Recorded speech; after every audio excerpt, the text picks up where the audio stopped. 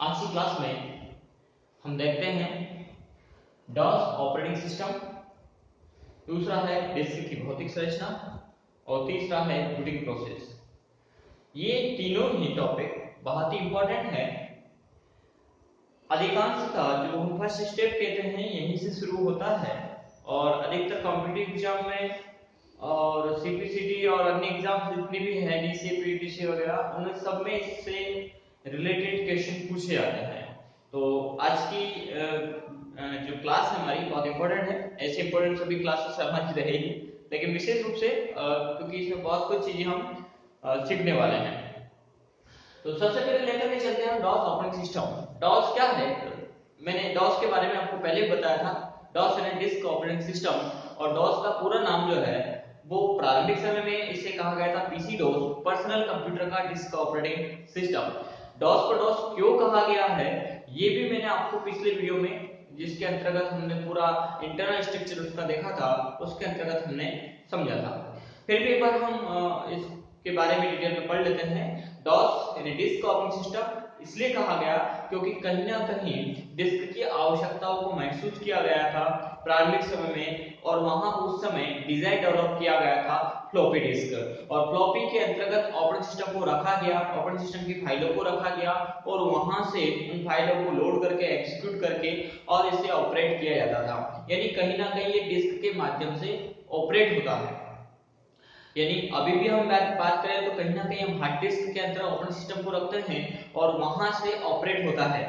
तो डिस्क के माध्यम से ऑपरेट होने के कारण इस ऑपरेटिंग सिस्टम का नाम रखा गया डिस्क ऑपरेटिंग सिस्टम।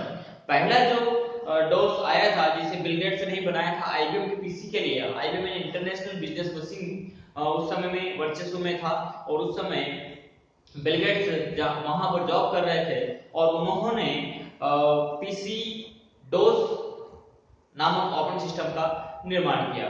बाद में माइक्रोसॉफ्ट की स्थापना की बिल गेट्स ने, और जो माइक्रोसॉफ्ट की स्थापना करने के बाद जो ऑपरेटिंग सिस्टम बनाए वो कहलाए एमएस डॉस, यानी माइक्रोसॉफ्ट कॉर्पोरेशन का डिस्क ऑपरेटिंग सिस्टम। तो डिस्क ऑपरेटिंग सिस्टम क्या है? तो हमने है ना डिस्क के माध्यम से ऑपरेट होने के कारण इस ऑपरेटिंग सिस्टम को नाम दिया गया disk operating system. Microsoft corporation ने इसको बनाया था, इसलिए इसका नाम दिया गया Microsoft disk operating system. Operating system क्या है ये हम समझें तो ऑपरेटिंग सिस्टम कई प्रोग्रामों का, कई एप्लीकेशनों का संकलन है जो कंप्यूटर हार्डवेयर को एग्जीक्यूट करने का काम करता है। मैंने आपको इसके पहले बताया भी था, हमने इसमें चर्चा की थी कि ऑपरेटिंग सिस्टम की क्या उपयोगिता है। तो ऑपरेटिंग सिस्टम यानी हार्डवेयर को एग्जीक्यूट करेगा, यानी कंप्यूटर की आत्मा जो है वो है ऑपरेटिंग सिस्टम। यदि आपके सिस्टम के अंतर्गत ऑपरेटिंग सिस्टम नहीं है तो आपका सिस्टम काम नहीं करेगा। आपका सिस्टम से, आपसे मैं कंप्यूटर सिस्टम की बात कर रहा हूं, तो वो काम नहीं करेगा, यानी उसका बेस जो है वो कहीं ना कहीं ऑपरेटिंग सिस्टम होता है। तो डॉस भी एक ऑपरेटिंग सिस्टम है अन्य ऑपरेटिंग सिस्टम की तरह जो कंप्यूटर हार्डवेयर को संचालित एवं नियंत्रित करने का काम करता है। यानी एग्जीक्यूशन की जो प्रोसेस करेगा वो है ऑपरेटिंग सिस्टम। हार्डवेयर स्वयं अपने बल पर कोई कार्य नहीं कर सकते, ना ही एक दूसरे के साथ तालमेल स्थापित कर पाते हैं। तालमेल यानी इनपुट के माध्यम से जो डेटा हमने दिया एग्जीक्यूशन के लिए जब जाता है तो सीपीयू के पास जाता है, तो इनपुट डिवाइस और सीपीयू के बीच में कोई इंटरफेस यदि उपलब्ध कराता है तो वो है ऑपरेटिंग सिस्टम। यानी जो डिजिटल सिग्नल्स होते हैं उन सिग्नलों को समझ करके एग्जीक्यूट करने की जो प्रोसेस करवाता है वो है ऑपरेटिंग सिस्टम। इसलिए ऑपरेटिंग सिस्टम बहुत जरूरी है एग्जीक्यूशन के साथ साथ। यानी ऐसा नहीं है कि ऑपरेटिंग सिस्टम ने हार्डवेयर को एग्जीक्यूट कर दिया, एग्जीक्यूट करके उसको छोड़ दिया, उसको आगे की प्रोसेस में ले जाएगा। उन हार्डवेयर को एग्जीक्यूट करने के बाद प्रॉपर कंट्रोलिंग का काम भी ऑपरेटिंग सिस्टम का ही होता है, उस पर नियंत्रण भी ऑपरेटिंग सिस्टम रखेगा। ऑपरेटिंग सिस्टम बनता कैसे है? तो कहीं ना कहीं प्रारंभिक समय में प्रोग्राम्स लिखे जाते हैं। ऐसा नहीं है ऑपरेटिंग सिस्टम की डायरेक्टली आ गया, ऑपरेटिंग सिस्टम को हमने इंस्टॉल कर लिया और चला लिया। ऑपरेटिंग सिस्टम को सेल प्रोग्रामों के माध्यम से बनाए जाते हैं। सेल प्रोग्राम क्या होते हैं? तो सेल प्रोग्राम कर्नेल जो होता है वो सेल प्रोग्राम से मिलकर बना होता है। ऑपरेटिंग सिस्टम के अंतर्गत भी मेन पार्ट होता है जो है कि कर्नेल। कर्नेल किसी भी ऑपरेटिंग सिस्टम का मध्यस्थ भाग होता है, सेंट्रल पार्ट होता है जो कंप्यूटर हार्डवेयर यूजर के बीच में इंटरफेस उपलब्ध कराने का काम करता है। तो कर्नेल को बनाने के लिए शेल प्रोग्राम लिखा जाता है प्रारंभिक समय में और फिर उसे EXE फाइल में कन्वर्ट किया जाता है ताकि वो एग्जीक्यूट होकर के अन्य प्रोग्राम को चलाने में सक्षम बन सके। ऑपरेटिंग सिस्टम के बाद हम अगला बढ़ते हैं डिस्क की भौतिक संरचना, फिजिकल स्ट्रक्चर। जो भी डिस्क हम यूज कर रहे हैं, चाहे वो फ्लॉपी हो या हार्ड डिस्क हो या डीवीडी या सीडी हो, उनके स्ट्रक्चर की बात करके आखिर डेटा उसमें स्टोर कैसे होता है। तो यहाँ पर हमने उसका इंटरनल स्ट्रक्चर बनाया हुआ है डिस्क का, उसकी फिजिकल स्ट्रक्चर, उसका किस प्रकार डेटा को वो सेव करता है। तो डिस्क को मूलतः ऑपरेटिंग सिस्टम 3 भागों में ऑपरेटिंग सिस्टम डिस्क को मूलतः 2 भागों में बांटता है और उसके अंतर्गत पहला आता है सिस्टम एरिया और दूसरा आता है डेटा एरिया।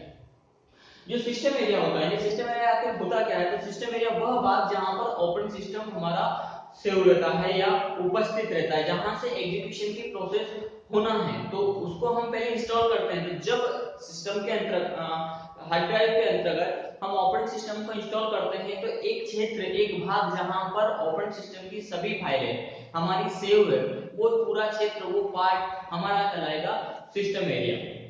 जैसे हम कोई संस्थान डाल रहे हैं, स्कूल डाल रहे हैं, कॉलेज डाल रहे हैं, बैंक या कोई भी वित्तीय संस्थान हुआ, तो उसके लिए उसमें हम एक ऑफिस बनाते हैं, स्ट्रक्चर उसका तैयार करते हैं कि यहाँ पर हमारा ऑफिस रहेगा और बाकी हमारा वर्किंग एरिया रहेगा।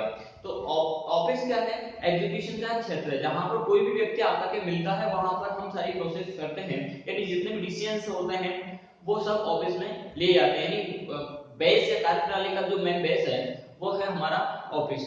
जैसे सिस्टम को ऑपरेट करना होता है, तो वो क्षेत्र, वह जगह जहां पर ऑपरेटिंग सिस्टम अपने मूल रूप से बैठा हुआ है और वहां पर सारे डिसीजन लेगा, सारे हार्डवेयर पार्ट को एक्टिवेट करेगा, वो क्षेत्र हमारा कहलाएगा सिस्टम एरिया। इस सिस्टम एरिया को 3 भागों में बांटा गया है और वो 3 भाग है, वो है बूट रिकॉर्ड, दूसरा है फेट और तीसरा है रूट डायरेक्टरी। इसे आपको बहुत अच्छे से समझना होगा। यहाँ पर पहले हम बात करते हैं बूट रिकॉर्ड की। बूट रिकॉर्ड के अंतर्गत बूटिंग संबंधी जितनी भी जानकारियां होती है वो सब बूट रिकॉर्ड के अंतर्गत ही सेव होती है। अब बूट रिकॉर्ड मींस क्या? जब हम सिस्टम को पावर देते हैं, तो सिस्टम को पावर देने से लेकर के ऑपरेटिंग सिस्टम आने की पूरी प्रोसेस बूटिंग प्रोसेस कहलाती है। अब बूटिंग प्रोसेस के अंतर्गत कई स्टेप होते हैं, उनको भी हमने इसमें लिखा है, हम बूटिंग प्रोसेस को भी समझेंगे, या तो इसी वीडियो में, नहीं तो यदि आज का हमारा इसमें डिटेल हो जाता है तो हम अगले वीडियो में बूटिंग प्रोसेस को डिटेल से समझेंगे। तो बूटिंग प्रोसेस के अंतर्गत वो पूरी प्रोसेस संपन्न होती है जिसके अंतर्गत हमारी जो हार्डवेयर ऑपरेटिंग सिस्टम की जितनी भी फाइलें हैं वो लोड होकर के एग्जीक्यूट करने का काम करती है। तो उन सभी के बारे में जो जानकारी है, कैसी जानकारी कि हमारी जो कि सेकेंडरी मेमोरीज है, जहां पर हमारी ऑपरेटिंग सिस्टम की फाइलें सेव है, तो वो कौन सी है। क्योंकि हो सकता है कि हम बूटिंग के अंतर्गत सीडी से बूट करवा रहे हो, डीवीडी से बूट करवा रहे हो, फ्लॉपी से बूट करवा रहे हो, या यूएसबी से बूट करवा रहे हो, या नेटवर्क से बूट करवा रहे हो। तो बूटिंग के अंतर्गत कौन सी डिवाइस है, सेकेंडरी मेमोरी कौन सी लगी हुई है, कहां से ऑपरेटिंग सिस्टम की फाइल लोड किया जाना है, ये जानकारी इसके अंतर्गत आती है। वो किस किस स्टेप में होना है, ऑपरेटिंग सिस्टम का लोकेशन क्या है, उसकी डायरेक्टरीज क्या है, कौन कौन सी फाइलें एग्जीक्यूट होना है, ये सारी जानकारी बूट रिकॉर्ड के अंतर्गत, यानी बूटिंग संबंधी पूरी डिटेल, पूरी जानकारी जो है वो बूट रिकॉर्ड के अंतर्गत उपस्थित होती है, इसीलिए इसको कहा जाता है बूट रिकॉर्ड। इसके बाद आता है फेट। फेट यानी कहलाता है फाइल एलोकेशन टेबल। जब हम फाइलों को हार्ड ड्राइव के अंतर्गत सेव कर देते हैं, यानी इस स्ट्रक्चर के अंतर्गत सेव कर देते हैं, तो कौन सी फाइल कहां सेव है, इसका पूरा रिकॉर्ड फेट के अंतर्गत रहता है। फेट यानी फाइल एलोकेशन टेबल। इसके बाद आता है रूट डायरेक्टरी। रूट डायरेक्टरी के बारे में कहा गया कि मेन डायरेक्टरी, जब हम डिस्क सिस्टम को ऑपरेट करते हैं, डिस्क के अंतर्गत डेटा सेव करते हैं, तो उसकी मूल डायरेक्टरी कहलाती है रूट डायरेक्टरी। अब इन चीजों को हम जो है कि डायग्राम के अनुसार समझे, तो हमारा जो ये पूरा क्षेत्र है, ये हार्ड ड्राइव का मैंने डायग्राम बना हुआ है, डिस्क का डायग्राम बनाया है, तो इसका 2% भाग, पूरे कुल डिस्क स्पेस का 2% हिस्सा कहलाता है सिस्टम एरिया।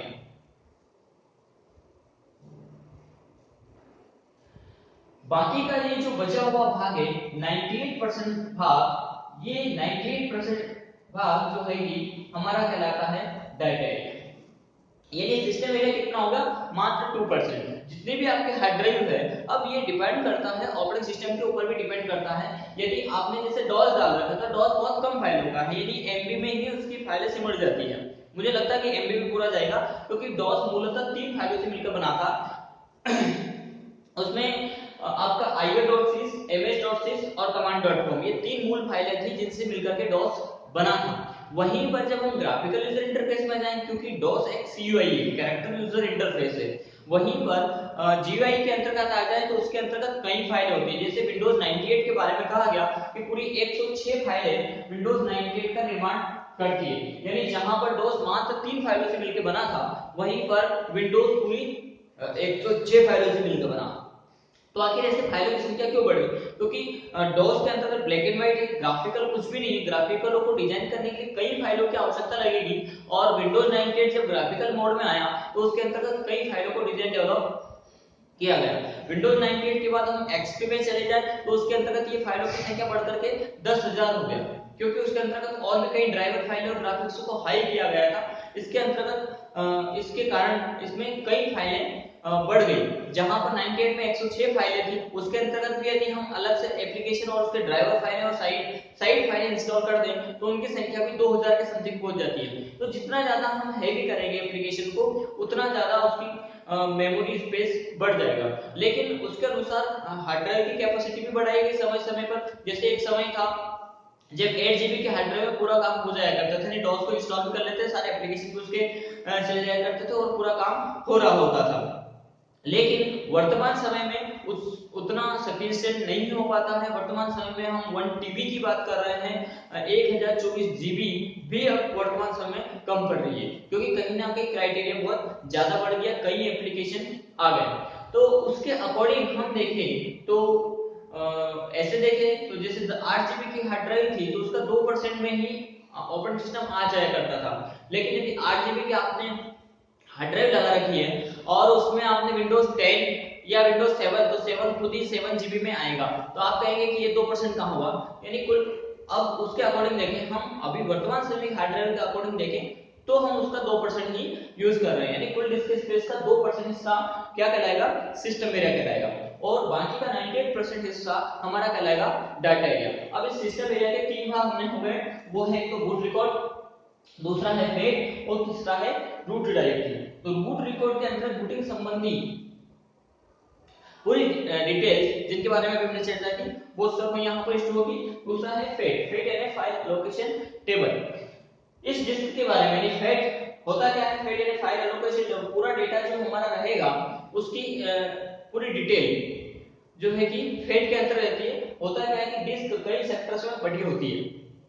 अब हम इसके बारे में बात कर लेते हैं। ये फुल डिस्क स्पेस है, इस डिस्क को सेक्टर के सेट बना लिए जाते हैं। सेक्टर यानी ये भाग, ये सब हमारे सेक्टर कहलाएंगे, ये छोटे छोटे सेक्टर्स। इसको हम एक उदाहरण से अच्छे समझ सकते हैं। उदाहरण के रूप में जैसे एक बड़ी कॉलोनी है और इस कॉलोनी के अंतर्गत कई प्लॉट हैं। माना कि कॉलोनाइजर में इसमें 100 प्लॉट काटे हुए हैं, बनाए हुए हैं, तो 100 प्लॉट में हमें अलॉट किया गया है 50वें नंबर का 15। तो ऐसी स्थिति में क्या होगा कि हमें यहाँ पर इस कॉलोनी में जाने के लिए इसमें पूरी रो में रो वाइज कॉलोनी कटी हुई है, तो पहली रो में देखना पड़ेगा 1 2 3 4 5 6 7 8, फिर दूसरी रो में जाना पड़ेगा, फिर तीसरी रो में जाना पड़ेगा। यानी यहाँ पर जो बैच होगा वो एक के बाद एक हम सीरियल क्रम में चलेंगे और हमारे प्लॉट को सर्च करेंगे। तो क्या सही तरीका है? नहीं, कॉलोनाइजर इसमें क्या करता है कि यदि इस प्रकार के उसको प्लॉट काटना हो तो वो यहाँ पे सेक्टर में डिवाइड कर देगा, A sector, B sector, C sector, D sector, E sector, F sector.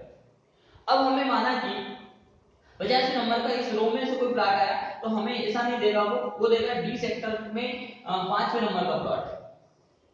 तो हम बाकी सेक्टर में जाएंगे, नहीं, हम तो अपने सेक्टर में जाएंगे कि भैया डी सेक्टर में हमें जाना है और वहां पर हमें 5वें नंबर का प्लॉट हमें अलॉट किया गया। तो सेम डिस्क के अंतर्गत इस प्रकार सेक्टर के सेट बना लिए जाते हैं। तो ये हमारी संरचना हुई, ये डिस्क की संरचना है। डिस्क के अंतर्गत ये सेक्टर का हो गया पूरा, इतना क्षेत्र हमारा कहलाएगा सेक्टर।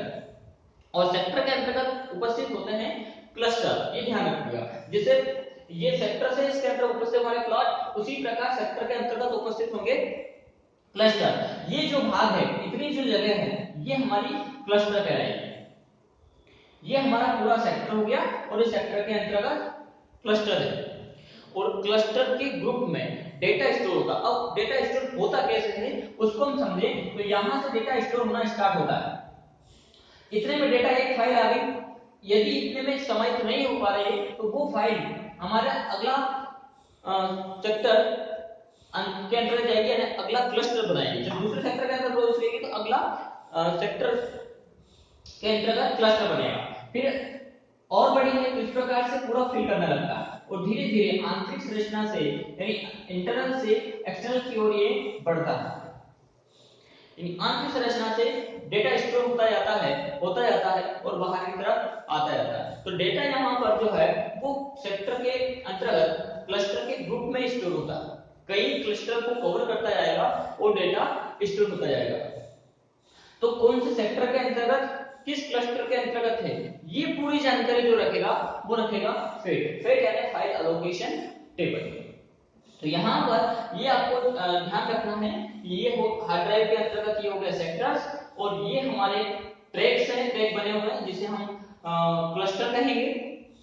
इन लाइनों को हमने ट्रैक कहा है, लेकिन इतनी जगह हमारी जो है वो क्लस्टर कहलाएगी और क्लस्टर के अंतर्गत ग्रुप में डेटा हमारा स्टोर होता है। इसके बाद यहाँ पर कुछ चीज समझना होता है। फेट यानी फाइल एलोकेशन टेबल। तो इसमें दो प्रकार के फेट आते हैं, एक फेट होता है और एनटीएफएस होता है। तो उसके बारे में हम आगे चर्चा करेंगे। तो फेट के अंतर्गत हमारी फाइल कौन सी फाइल कहाँ सेव हुई ये पूरा रिकॉर्ड स्टोर रहेगा। और इसके अंतर्गत फेट के अंतर्गत दिया गया है कि पूरी डिस्क हमारी कई सेक्टर्स के अंतर्गत बटी होती है और सेक्टर के अंतर्गत क्लस्टर होते हैं, क्लस्टर के ग्रुप में डेटा स्टोर होता है। तो उस डेटा में स्टोर होता है, इसलिए जो कि फेट उसकी पूरी रिकॉर्ड रखेगा, पूरी जानकारी रखेगा। जब भी किसी फाइल की आवश्यकता होती है तो हम निर्देश देते हैं, इनपुट के माध्यम से सीपीयू को निर्देश देते हैं, सीपीयू तुरंत रैम को डेटा प्रेषित करता है कि इस प्रकार की फाइल तो तुरंत प्रोसेस होती है हार्ड ड्राइव के पास। हार्ड ड्राइव के अंतर्गत यानी जैसे लाइब्रेरियन होता है, जैसे किसी व्यक्ति को आवश्यकता है कोई फाइल की कोई डेटा की, तो हम मैनेजर के पास जाते हैं। मैनेजर क्या करता है, लाइब्रेरियन को देता है या जो भी उस विभाग को देख रहा होता है उसको निर्देशित करता है कि ये फाइल लेके आओ। तो वो विभाग वाला क्या करता है कि अलमारियों में देखता है, तो अलमारियों में वो एक सीक्वेंशियल क्रम में जमा करके रखता है, जिससे किसी भी डेटा को एक्सेस करना बहुत ही आसान होता है। तो यहाँ पर भी वही प्रोसेस होती है। तो वो पूरा प्रोसेस करने का जो कार्य करता है वो है फेट यानी फाइल एलोकेशन टेबल। इसके बाद आ जाता है रूट डायरेक्टरी। डिस्क के अंतर्गत जब हमारा डेटा सेव होता है तो जैसे डिस्क मींस क्या हो गया, हमारा एक रूम हो गया, यानी ये पूरी डिस्क है और इसके अंतर्गत अब इस डिस्क के भी पार्टीशन कर लिए जाते हैं। जैसे कि हम मकान बनाते समय माना कि हमारा एक प्लॉट है 25-50 का, ये 25-50 का हमारा प्लॉट है। तो जब हम इस पे मकान बना रहे होते हैं तो ये हमारे ऊपर डिपेंड करता है कि हम कितने पार्टीशन इसमें बनाएं। हम चाहें तो इसको 2 पार्टीशन में बना सकते हैं, बिल्कुल बन जाएगा। हम चाहें तो इसे 4 पार्टीशन में बना सकते हैं, बिल्कुल बन जाएगा। हम चाहें तो इसको 6, 8, 10 या और भी ज्यादा पार्टीशन कर सकते हैं। अब कहेंगे इतने सारे, हाँ संभव है, हम भले छोटे छोटे रूम बना दें, यानी भले ही एक एक फीट के रूम बना दें, हालांकि किसी काम नहीं आएगा वो, लेकिन स्थिति बता रहे समझने के लिए है कि हम उस प्लॉट में जितने चाहे पार्टीशन कर सकते हैं। सेम उसी प्रकार एक हार्ड ड्राइव के अंतर्गत आप पार्टीशन कर सकते हो, लेकिन इसका क्राइटेरिया है और वो जो क्राइटेरिया होता है हार्ड ड्राइव का पार्टीशन का क्राइटेरिया होता है C से Z तक। C से Z तक के आप पार्टीशन डिवाइड कर सकते हैं, पार्टीशन में बांट सकते हो, उस हार्ड डिस्क का बंटवारा कर सकते हैं। तो उस हार्ड डिस्क का बंटवारे के अंतर्गत प्राइमरी पार्टीशन, अब ये जानकारी कौन रखेगा, बूट रिकॉर्ड के अंतर्गत। प्राइमरी पार्टीशन क्या होता है, जब हम कोई भी मकान बनाते हैं तो उसके अंतर्गत जैसे हमने ऑफिस बनाया तो ऑफिस को हम फ्रंट पे बनाते हैं, जैसे हमारा ये रास्ता है, ये फ्रंट है, तो सीधी सी बात है कि हम ऑफिस यहाँ बनाएंगे, ना कि यहाँ पर बना सकते हैं। यहाँ पर बनाने में कोई परेशानी नहीं है इस कोने पर भी, लेकिन उसकी अपेक्षा हम यहाँ बनाएंगे। क्यों बनाएंगे? क्योंकि कोई भी व्यक्ति आया तो एग्जीक्यूट वो डायरेक्ट हो सके, उसे यहाँ तक ढूंढना नहीं पड़े, जाना नहीं पड़े, परेशान नहीं होना पड़े, क्योंकि एग्जीक्यूशन में उसको समय लगेगा, यानी हमसे मिलने में या ऑफिस तक पहुंचने में उसको समय लगेगा। उसकी अपेक्षा करते हैं हम क्या करते हैं, हम फर्स्ट में बनाते हैं ताकि एग्जीक्यूट हो जाए। तो यहाँ पर पहला पार्टीशन कौन सा? तो पहला पार्टीशन आ गया हमारा सी, ये हमारा सी पार्टीशन हो गया। यहाँ पर रखा जाता है ऑपरेटिंग सिस्टम को। ऑपरेटिंग सिस्टम को यहाँ पर इसलिए रखा जाता है क्योंकि जैसे बूटिंग प्रोसेस हो रही है तो एग्जीक्यूशन के समय उसको तुरंत फाइल मिल जाए। बूटिंग प्रोसेस में आपने देखा होगा सिस्टम को आप पावर देते हैं तो कुछ सिस्टमों में ऐसे डॉट डॉट बार चलता है, ये स्क्रीन आपकी ब्लैक एंड व्हाइट स्क्रीन पे कुछ समय के लिए डॉट डॉट चलता रहता है, बार बार चलता रहता है, ऐसे कुछ समय चलता है। सभी सिस्टम में नहीं होता, कुछ सिस्टम होता है, क्योंकि उसमें फर्स्ट कुछ डिवाइस सेट कर दिया गया है सीडी रोम या यूएसबी या नेटवर्क, उसमें हार्ड ड्राइव। यह हो सकता है कि सीडी फर्स्ट होने के बाद भी समय नहीं लगे क्योंकि ऑपरेटिंग सिस्टम को सीडी से लेना है, लेकिन मूलतः हार्ड ड्राइव के अंतर्गत ऑपरेटिंग सिस्टम को डाल के रखते हैं और वहां से वो डेली एग्जीक्यूट होता है। सीडी में हम इसलिए नहीं डालते क्योंकि वो रिमूवेबल डिस्क होती है, कभी भी निकाल ली जाती है।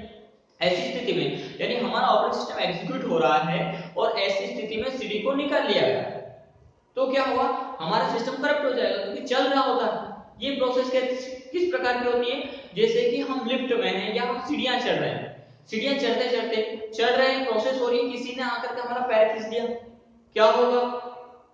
सीधी सी बात है कि हम गिर जाएंगे, गिरने के साथ में घटना घटित होगी और वो है हमारे 32 में से कोई सी भी मिस हो सकती है। तो सेम सिस्टम के अंतर्गत भी दो बिट होते हैं, एक 64 बिट ऑपरेटिंग सिस्टम होता है और एक सिस्टम 32 होता है। तो उनकी जो एग्जीक्यूटेबल फाइलें हैं जो एग्जीक्यूट हो रही होती हैं हार्ड ड्राइव से लेकर के या सीडी से लोड होकर के रैम में आई है और वहां पर एग्जीक्यूट करने की प्रोसेस कर रही है। अब ये डायग्राम मैंने स्ट्रक्चर आपको बताया था, आपको मैंने पिछले वीडियो में बताया था कि स्ट्रक्चर को आप याद रखना, यानी हार्ड ड्राइव से फाइल आई है कहां पर, रैम में, और वहां पर एग्जीक्यूट हो रही है। वो एग्जीक्यूट हो रही थी, इतने में हमने उस सीडी को निकाल दिया, तो सीधी सी बात है उसका सोर्स जो है वो जा चुका होता है। तो रिमूवेबल डिस्क होने के कारण सीडी में ऑपरेटिंग सिस्टम को नहीं रखते हैं, हम मूलतः रखते हैं हार्ड ड्राइव के अंतर्गत, जिसे परमानेंट या फिक्स्ड डिस्क भी कहा जाता है। तो उस हार्ड ड्राइव के बंटवारे के अंतर्गत पहला प्राइमरी पार्टीशन होता है सी। अब ये डिपेंड करता है, हम हालांकि सी से जेड तक करते नहीं है, हम मूलतः एक पार्टीशन करेंगे, दो करेंगे, तीन करेंगे, चार करेंगे। अच्छा यूजर कभी भी एक पार्टीशन नहीं रखता है, वो कम से कम दो पार्टीशन तो रखेगा ही। वो इसलिए नहीं रखा जाता क्योंकि यदि हमारा एक ही पार्टीशन है तो यहीं पर उपस्थित है हमारा ऑपरेटिंग सिस्टम और यहीं पर हमारी उपस्थित है मेन फाइल।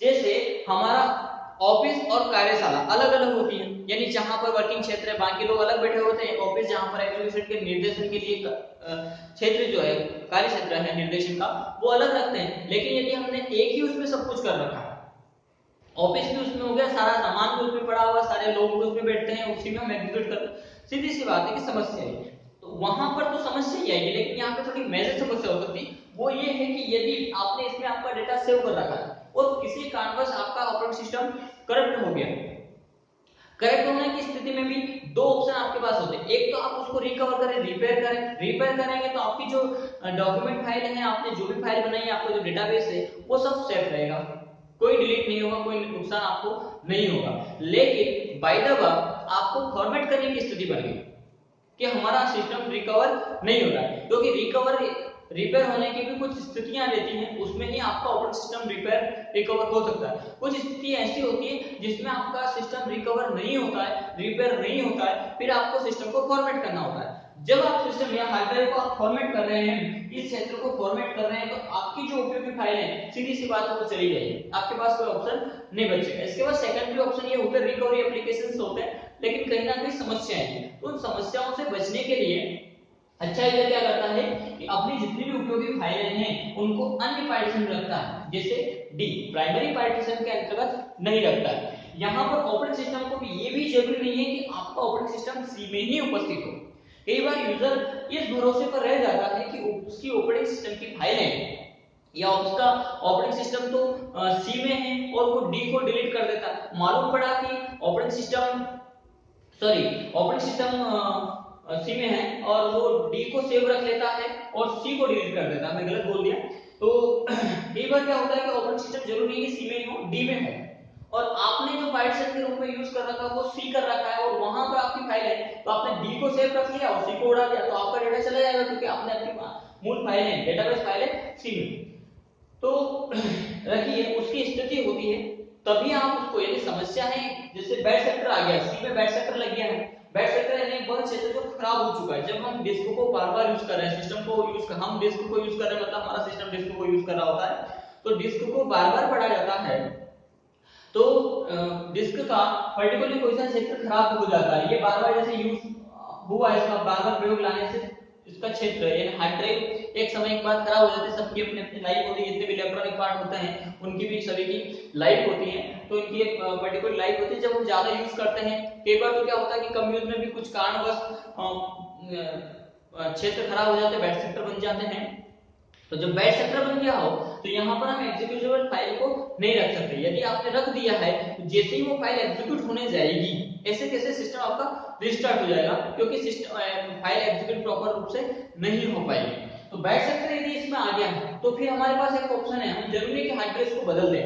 हम ये कर सकते हैं, हमारे पास ऑप्शन है कि हम डी ड्राइव को अपने सिस्टम को रख लें और वहां से उसे एग्जीक्यूट करवा सकते हैं। तो ऐसी स्थिति में आपको ध्यान रखना है कि आपका ऑपरेटिंग सिस्टम सी में है या डी में है। यदि डी में है और आपने यदि डेटा सी में सेव रखा है, वैसे तो करना नहीं है आपको सी को फिर आप फ्री छोड़ दो, आप उसमें नहीं रखें, क्योंकि कुछ स्थितियां ऐसी होती है हम यदि ध्यानपूर्वक फॉर्मेटिंग करेंगे तब तो हमारे साथ में कोई समस्या नहीं आएगी, लेकिन यदि हमने थोड़ा सा ध्यान नहीं रखा और हमने ऑपरेटिंग सिस्टम को रख रखा है डी में, तो सीधी सी बात है हमें डी को पाना है कि फॉर्मेट करना है, तो कुछ स्थिति में पहला प्राइमरी पार्टीशन तो सी ही है, तो जब फॉर्मेट हम करेंगे तो पहले प्राइमरी पार्टीशन आएगा फिर सेकेंडरी पार्टीशन आएगा, तो हमें प्राइमरी पार्टीशन को फॉर्मेटिंग में छोड़ना था, लेकिन हमने गलती से उसको फॉर्मेट कर दिया, तो हमारा जो डेटा है, मूल जो डेटा हमारा कुछ उपयोगी डेटा है वो सब खत्म हो जाएगा। तो हम चाहते हैं कि वो डेटा हमारा सेफ बच जाए, तो हम क्या करते हैं कि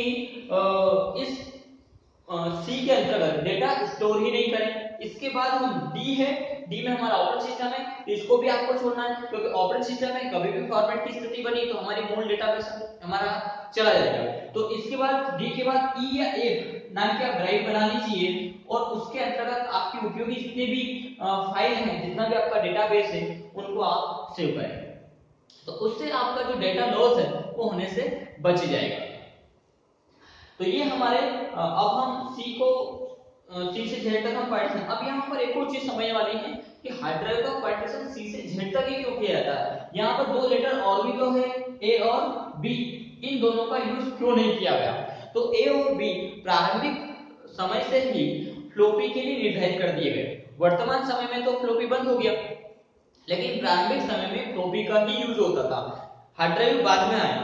तो बाय डिफॉल्ट दो लेटर जो है कि ए और बी ये दोनों ही फ्लॉपी के लिए निर्धारित है, इसलिए अगला जो आता है लेटर वो है सी। तो हम एक हार्ड ड्राइव का पार्टीशन सी से जेड तक कर सकते हैं, हालांकि मूलतः कोई भी इतने पार्टीशन बनाता नहीं है, लेकिन इसके बारे में ऐसा कार्य है। अब यदि हमने माना कि यहाँ पे 4 पार्टीशन में हार्ड ड्राइव को